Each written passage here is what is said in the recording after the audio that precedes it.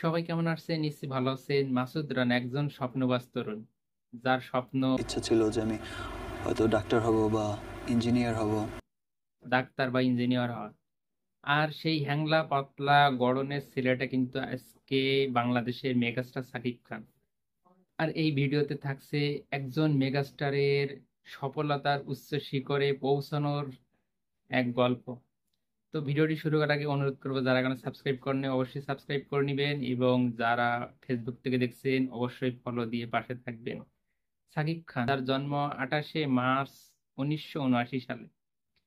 একজন স্বপ্নবাজ তরুণ, যার স্বপ্ন ছিল নাচ শেখা, ফাইট শেখা। আর এই নাচ শেখার বদলতে তার পরিচয় হয় নৃত্য পরিচালক আজিজ রেজার সাথে।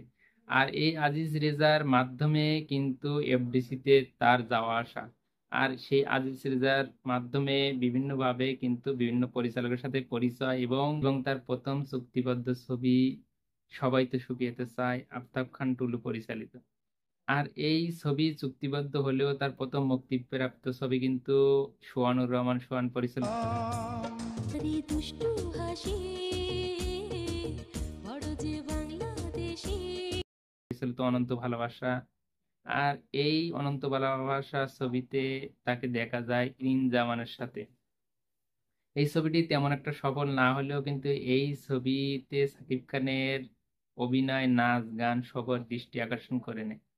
এরপরে কিন্তু একে একে সাকিব খান অভিনয় করতে থাকে শাবনূর, পূর্ণিমা, পপি মতো তারকাদের সাথে। এবং 2001 সালে তার মুক্তি পায় কিছু কিছু মানুষের জীবনে স্বপ্নের বাসর ছবিটি। আর এই ছবিতে রিয়াজ এবং শাবনূরের পাশাপাশি অভিনয় করে কিন্তু দারুণ প্রশংসিত হয়। এরপর থেকে আরো প্রতিনিয়ত কিন্তু নতুন নতুন ছবিতে চুক্তিবদ্ধ হতে থাকে, এবং 2003 সালে সাহসী মানুষ চাই, সাহসী মানুষ চাই। সাহসী মানুষ চাই ছবিটি কিন্তু বেশ আলোচিত হয়। এবং এই ছবিটি কিন্তু দুটি ক্যাটাগরিতে জাতীয় চলচ্চিত্র পুরস্কার লাভ করে। এই ছবির সফলতার রেশ ধরে কিন্তু একের পর এক সাকিব খান আরো অনেক অনেক ছবিতে চুক্তিবদ্ধ হতে থাকে এবং ব্যস্ত একজন তারকায় পরিণত হয়। এবং 2005 সালে এম এ রহিম পরিচালিত বুলেট আমার ধর ভাই, বুলেট আমার ধর ভাই, দেবো না তো কানে দেবো পাগল। মান্নার সাথে সিটি টেরর ছবিতে অভিনয় করে কিন্তু তার অভিনয় দারুণ প্রশংসিত হয়। একই বছর সে অভিনয় করে তার ক্যারিয়ারে মোড় ঘোরানো আরো একটি ছবি, আমার স্বপ্ন তুমি ছবিতে, মিথ্যাবাদী।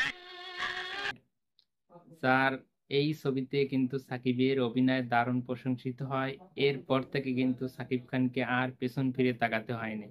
এরপরে কিন্তু 2006 সালে সাকিব খান একে একে কিন্তু অভিনয় করে কোটি টাকার কাবিন, চাচ্চু, দাদিমার মতো সুপার ডুপার হিট ছবিগুলোতে।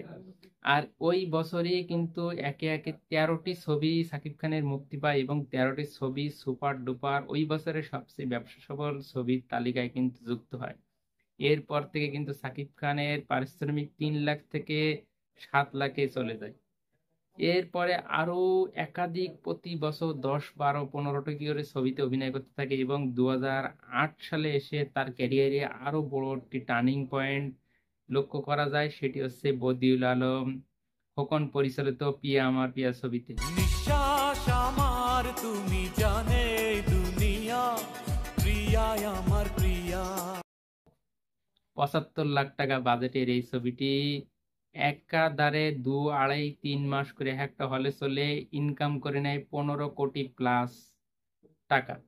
আর এই ছবির এমন সফলতায় কিন্তু সাকিব খানের পারিশ্রমিকও বাড়তে থাকে, তরতর করে উপরে উঠতে থাকে। এবং সেই সাথে প্রথমবারের মতো 2010 সালে কিছু বলছো না কেন? সূর্য, কই মিস্টার খান? আমার পরিবার আজ আমাকে ধর্ষণ করেছে। ভালোবাসলে ঘর বাঁধা যায় না ছবিতে অভিনয় করার জন্য প্রথমবার কিন্তু জাতীয় চলচ্চিত্র পুরস্কার লাভ করে থাকে। এবং 2012 সালে যখন ডিজিটাল চলচ্চিত্র হাওয়া লাগা শুরু হয় ডালিউডে, তখন কিন্তু সবাই বলতে শুরু করে এই বুঝি সাকিব খানের ক্যারিয়ার শেষ হয়ে গেল। কিন্তু না, ঠিক 2014 সালে কিন্তু তার নিজের প্রযোজনায় মুক্তি পায় I am আনসাং হিরো। বা হিরো দ্য সুপারস্টার। আর এই ছবির সফলতা কিন্তু তাকে আবার নতুন করে নতুন ভাবে কিন্তু সবার সামনে নিয়ে আসে। এরপর কিন্তু একাধারে মুক্তি পেতে থাকে। 2016 সালে মুক্তি পায় যৌথ প্রযোজনার ছবি শিকারী। 2017 সালে মুক্তি পায় তার আরেক যৌথ প্রযোজনার ছবি নবাব। এবং 2018 সালে মুক্তি পায় আরেক যৌথ প্রযোজনার ছবি ভাইজানের লড়ে। 2019 সালে তার প্রযোজনায় আরো একটি ছবি মুক্তি পায় পাসওয়ার্ড।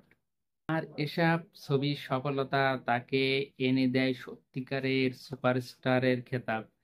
আর এমনি ভাবে কিন্তু তার কেরিয়ার একে একে কিন্তু সামনের লক্ষ্যে চলে যায়। কিন্তু হঠাৎ করে যখন করোনা মহামারী শুরু হয় তখন কিন্তু দেখা দেয় আরো একটি সমস্যা।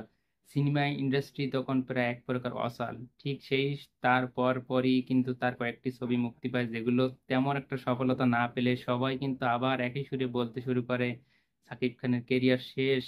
কিন্তু না, সবার যেখানে শেষ হয় সাকিব খান কিন্তু সেখান থেকেই শুরু করে। এরপর 2023 সালে মুক্তি পায় কে জানিয়ে দিলাম ও প্রিয়তমা।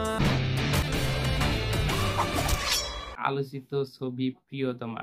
আর এই ছবি যখন মুক্তি পায় তখন কিন্তু সারা পৃথিবী সারা দেশ কিন্তু জেনে যায় একজন সত্যিকারের সুপারস্টার কখনো হারিয়ে যাওয়ার জন্য আসেন। ঠিক এই 23 সালে প্রিয়তমার সফলতার রেশ ধরে কিন্তু 24 সালে মুক্তি পায় আরেক ছবি তুফান। আর যে ছবির সফলতা গল্প কিন্তু সারা পৃথিবী জানে, কারণ এই ছবি কিন্তু একাধারে সারা ওয়ার্ল্ডে বিভিন্ন জায়গায় মুক্তি পায় এবং এই ছবির যে পরিমাণ বিজনেস করে সেটা বাংলাদেশের ইন্ডাস্ট্রিতে সর্বোচ্চ ইনকামকারী ছবি এবং তাকে করে তোলে সত্যিকারের একজন মেগাস্টার। আর সেই মেগাস্টার কিন্তু এমনি এমনি হয় নাই। তার এই দীর্ঘ 25 বছরের লড়াই সংগ্রাম উত্থান পতনকে সামনে রেখে কিন্তু তার এই সফলতায় এসে পৌঁছে। এখন সব সফলতায় কিন্তু এই মেগাস্টার সাকিব খানকে নিয়ে গেছে অনন্য উচ্চতায়। প্রতিটি বাঙালি কিন্তু এখন গর্ব করে একটা কথা বলে যে আমাদের একজন সাকিব খান আছে। আর তার এমন সব সফলতায় কিন্তু তাকে একজন সত্যিকারের মেগাস্টার হিসেবে স্বীকৃতি দিয়েছে সারা ওয়ার্ল্ডের মানুষ। সারা ওয়ার্ল্ডের বাঙালিরা কিন্তু তাকে স্বীকৃতি দিয়েছে। আর এমন সফলতায় কিন্তু তার পারিশ্রমিক কিন্তু থেমে থাকেনি। এখন কিন্তু বিভিন্ন জায়গায় পত্র পত্রিকায় কানা ঘোষা এটাই চলে সাকিব খান এখন 2 কোটির নিচে কোনো ছবিতে সাইন করে না। এখন কিন্তু সাকিব খান যেন তেন ছবিতে কিন্তু কাজ করে না। এখন সাকিব খান খুবই হিসাব কিতাব করে খুবই কোয়ালিটি খুবই চুজি ভাবে কিন্তু ছবি করা শুরু করেছে এবং এজন্য তার ছবির পারিশ্রমিক যেমন বাড়িয়েছে সেই সাথে ছবির বাজেট কিন্তু এখন অনেক বেশি, যেটা বাংলাদেশের সিনেমায় কল্পনার বাইরে। তো একজন সুপারস্টার সে কি স্বপ্ন নিয়ে সিনেমা ইন্ডাস্ট্রিতে এসেছিল, তার স্বপ্নগুলো হয়তো প্রথমেই শেষই যাবার কথা ছিল, কিন্তু সে ধৈর্য সহকারে বিভিন্ন সময় ছোটখাটো চরিত্র 3 নাম্বার 2 নাম্বার নায়কের ছবিতে অভিনয় করেছে শুধুমাত্র সিনেমা ইন্ডাস্ট্রিতে টিকে থাকার জন্য। আর তার এই টিকে থাকা ধৈর্য কিন্তু তাকে আজকে কিন্তু বাংলাদেশের সবচেয়ে জনপ্রিয় একজন মেগাস্টারে পরিণত করেছে। তার এই সফলতা সামনের দিনে আরো বেশি দেখা যাবে। এখন সাকিব খান বিজনেস, খেলাধুলার টিম, ঢাকা ক্যাপিটালস এবং সিনেমা 3টা কাজেই ব্যস্ত এবং সেই সাথে কিন্তু সে চাচ্ছে day by day Bangla cinema ইন্ডাস্ট্রিকে কিভাবে বহির্বিশ্বের কাছে পরিচিত করা যায় সেই চেষ্টাও তার মধ্যে আছে এবং সেই লক্ষ্যে তার একের পর এক ছবিগুলো কিন্তু বহির্বিশ্বে মুক্তি পাচ্ছে এবং শুধু মুক্তি পাচ্ছে না, রেকর্ড সংখ্যক ব্যবসা করতেছে এবং ভালো সফলতায় কিন্তু তাকে আরো বেশি সাহস দিচ্ছে এবং আরো বেশি কোয়ালিটির প্রতি মনোযোগী করে তুলেছে। তো এই এমন সুপারস্টার হয়তো বাংলা সিনেমা ইন্ডাস্ট্রিতে আর হয়তো দেখা যাবে না। এই জন্য তো ভারতের এসবিএফ এর কর্ণধার বলে গেছে লাস্ট সুপারস্টার বা বাংলাদেশ বাংলা ইন্ডাস্ট্রির লাস্ট সুপারস্টার কিন্তু সাকিব খানকে ঘোষণা করা হয়েছে এবং নিন্দুকরাও নির্দ্বিধায় কিন্তু স্বীকার করে নেবে যে বাংলা সিনেমা ইন্ডাস্ট্রির লাস্ট সুপারস্টার সাকিব খান। তো ভিডিওটি কেমন লাগলে অবশ্যই যদি ভালো লাগে ভিডিওটি লাইক কমেন্ট শেয়ার করবেন।